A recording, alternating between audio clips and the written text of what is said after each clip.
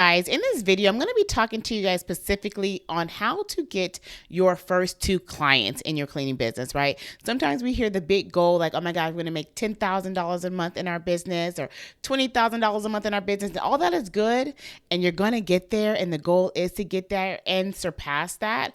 But look, let's start small. Let's talk about how you're going to secure your first two cleaning clients in your business day one going live. Okay. So now before we get started, you guys, there's a lot of things that we need to make sure we put in place to be able to position our companies to be able to be seen, be fine, be in the place where our ideal clients even looking for us. Okay. So now let's talk about the very beginning. And yes, I have to go there because it really does depend on you defining who your target audience is. I remember when I first started my cleaning company and in the time when I didn't know nothing of nothing. I live here in the Dallas area. We service the Dallas market. Okay, something weird is happening. We service the Dallas market, and I was like, yo, Dallas is super big. Like, I can just service all of Dallas. Like, it's humongous. Like, there's so many different cities. There's Fort Worth, there's Dallas, there's Addison, there's Frisco, there's Plano, like, there's Rockwall, like, there's Garland, like, there's everywhere. I'm like, we got to open this bad boy up and get leads from everywhere. Yo, that was the first mistake that I made with my business because that opened the gates for me to get a little bit of everything, right? I needed to actually define who my actual target audience was. I remember that I was driving somewhere with my husband one day and we are driving near a like a residential area, and I'm like, yo, look at these houses. Like, this is where I need to clean. In these homes, I'm not going to find a whole bunch of, ugh, roaches and other creepy crawly things and other really smelly things, right? Like, I need to service these clients. And I remember getting on my phone and Googling, like, trying to figure out like where we were currently at in that moment and getting the zip code so that way I can hurry up and get home and change and define actually where we're trying to get leads from to this area. And you guys, that was a game changer in my business. That immediately increased the value, that immediately increased the profit, because now I also positioned to where my ideal client could afford my services. So when I first started my company and I just opened it up to everywhere, it was not me defining like who it is I want to service. So you want to make sure that you are defining your target audience, okay? Like, who are you cleaning for? Like, what are their needs? Like, yes, try to get that specific. My ideal client is a two household income. I'm so sorry, not two household income. That's awesome too. But it's a family household. Okay. It's either two individuals working or one individual working, but they have a very busy family, very busy lifestyle, right? They're at work, they're building something. They also have family activities, so where cleaning is just the last priority, right? They just hate that their house is dirty, but they just don't have time to maintain it. Okay. Also, my ideal client has children in the home. Also, they have an income anywhere between 120 to 140 at an average household income per this area. Like, I define it that much, right? They either own a business or they have a high level job, either like as an accountant, a lawyer, a doctor, a chiropractor, right? Some kind of busy professional that is bringing in the income that could afford our services on a reoccurring basis, right? The goal is not just for them to service one time, but to maintain that cleanliness for a weekly, bi-weekly, or monthly service. Okay, so you got to know who you're servicing. There's this quote with Entrepreneur, and they say, if you service everyone, you're servicing no one. Okay, so let's define that. All right, then you want to establish your cleaning services. What are you going to offer? Right? Are you offering just your regular standard residential services such as standard cleaning, move in and move out cleaning, and deep cleaning, right? Or are you doing heavy duty? Are you trying to tap into Airbnb and vacation rental? Be clear with the services that you're going to offer, even your add-ons. So once you define your area where you're going to be offering your services and you know who your target audience is, think about their needs, okay? If you are doing uptown, downtown, if you are launching your company in like a more vacation area, right? So Virginia Beach, right? Maybe you are going to have a lot of vacation rentals. But I'm going to search for the different companies in these areas and determine what are their services that they offer. Okay, I can do some market research and what are the prices that they're charging for their services. Yes, you guys, I'm going to get to the money, but this part is important. Okay. And then I want to create a professional brand. Now I get a lot of feedback from this from individuals where I always say like, yes, you guys have a nice website, but don't go crazy on that website. Like, don't allow the website to be the one thing that's going to hold you back from actually going live. Okay. Just make sure that it's nice, presentable, grammar is on point, no misspelling words, but it doesn't have to be to the tens. Like, you don't have to spend a lot of money on that website. You can go to Wix and get a nice little template on there. You can go to Fiverr and have someone create your website. Look, there's a lot of different options on there. Or we do provide website design for our clients as well in the academy. So we'll take that off your hands. All right. So just come on, we'll take that off your hands. And then you want to make sure that you have a logo. Again, you guys, look, don't spend a lot of time on that logo. You can create one on Fiverr. You can do one on your own on Canva. These are minute things that a lot of entrepreneurs tend to put a lot of effort and energy in when these are not really pushing the business value, right? Somebody will book your services without even visiting your website. Does this help build brand authority? Yes. In the beginning, it really doesn't matter because they don't know you from Adam. Okay. Let's see. And then marketing. Look here, now it's time to attract the clients. We want to leverage online platforms. Okay, you guys, and how we do. Hey, you guys. Okay, so we're going to pause this video for one quick moment because I have something super important to share with you guys. I want to invite you to the upcoming master workshop. If you feel or the need or the call to be able to start a cleaning business, a remote cleaning business, then this workshop is for you guys. During this one day, action-packed day, like literally it's a 5-hour class, and I'm teaching all the things. We are going over market research, pricing research. I'm giving you guys our whole pricing formula so that way you'll have the confidence and you'll know what to charge for your cleaning services. Look, we're not starting no hobby, baby, okay? So I need you guys to know all the information to be able to start your business. Not only that, most people struggle in how to find cleaners and how to find clients. During this master workshop, you guys, we are going to be actually doing live hiring together. I'm going to be sharing my same script that we use to hire for our clients. I'm going to show you guys all my favorite platforms to find cleaners. Like, you're going to be able to see me in the process of what it looks like to actually hire cleaners. Okay. So if that's where you're struggling, then get in the class.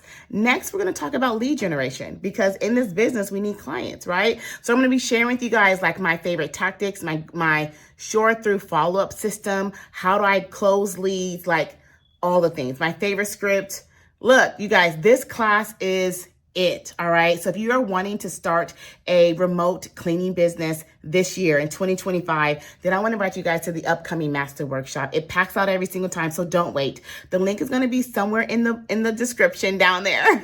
Okay. But I'm telling you guys, like, this is where you want to be. This master workshop, you guys, it is a 5-hour class. We start early in the morning, we end late in the afternoon, but I promise you it's going to be a day filled with so much information. And if you're like, yo, Jazz, I work, girl, like I can't attend, then I want to invite you to join VIP, baby, because the VIP experience is amazing, okay? Because not only do you get access to the class, you also get to attend a private coaching session with myself and additional resources, like resources out the wazoo, okay? Like additional trainings on commercial cleaning, Airbnb cleaning, post-construction cleaning, student turnover cleaning, government contract cleaning, like everything in the VIP experience. And if you can't make it live, you'll get the replay in the VIP experience. So if you're going to do it big, like do it all the way, okay? So get the link somewhere in the description. We're going to get back to the video. But you guys, come join me this next upcoming live virtual. It's live, but it's virtual master workshop. See y'all then. Do this is being found where people are actually looking for us. Now, yes, of course, you guys already know we had the King de la Cream of, that's not even a word, King Cream, whatever. Y'all know what I'm talking about. Google. Okay, Google is the #1 place to be found for residential cleaning services, home-based services, local services, okay? Because there's 3 different ways that you can find and get leads.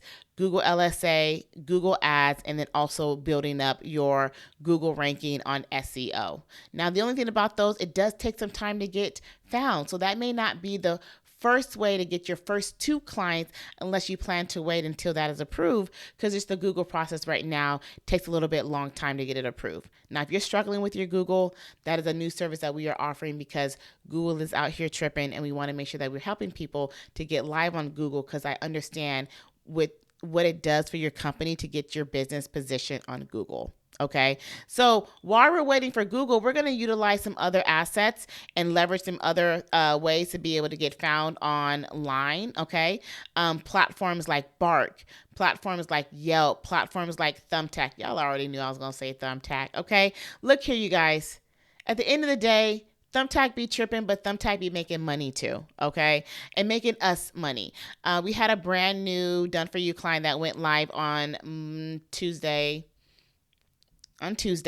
okay? She literally averaged 3 leads per day that was coming in consistently on YouTube. Do you want to know how many leads she closed on her first week? 3, okay? From Thumbtack. You guys, at the end of the day, what Thumbtack provides is the instability to be able to get found, get booked, and close the lead. Bump all the shenanigans. Every platform has its flaws.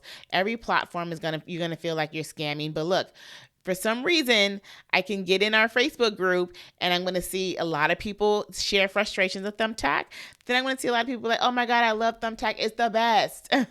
It does have a lot to do with your market, your area, your prices, where you're offering your services. Okay. And then also, how good are you with closing leads? There is an art, there is a skill to it, right? How fast are you responding to the leads, right?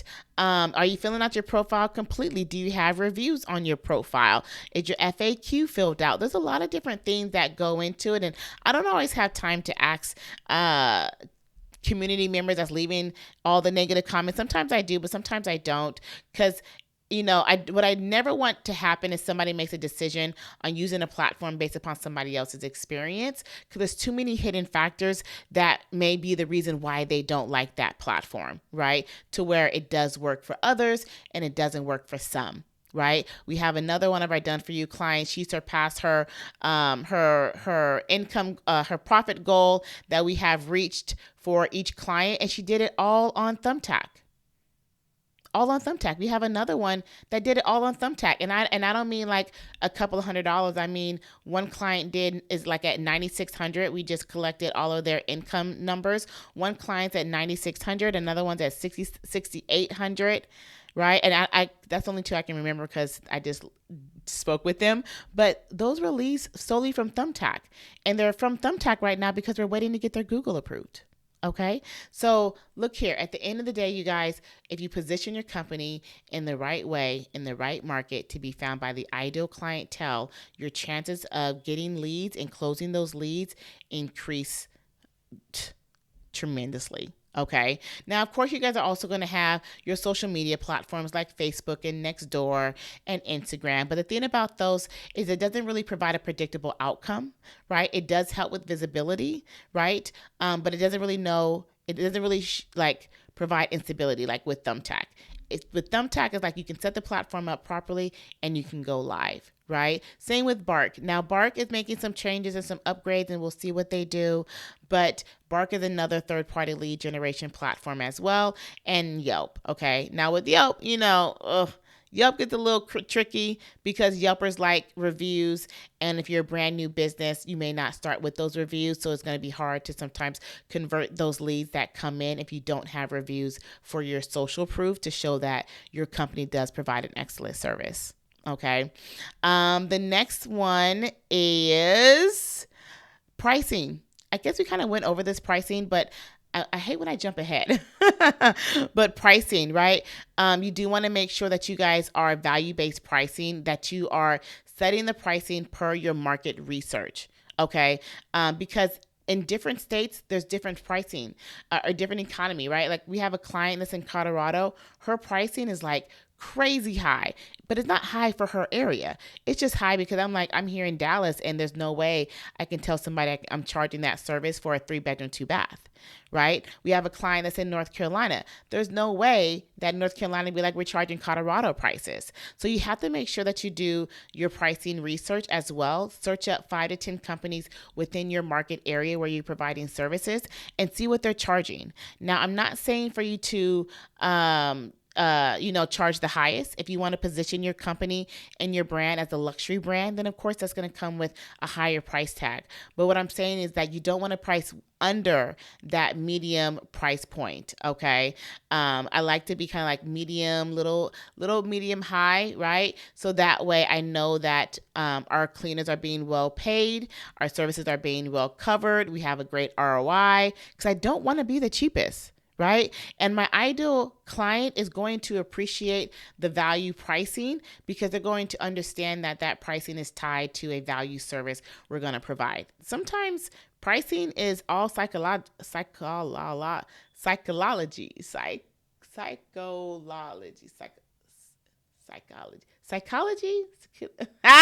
Y'all.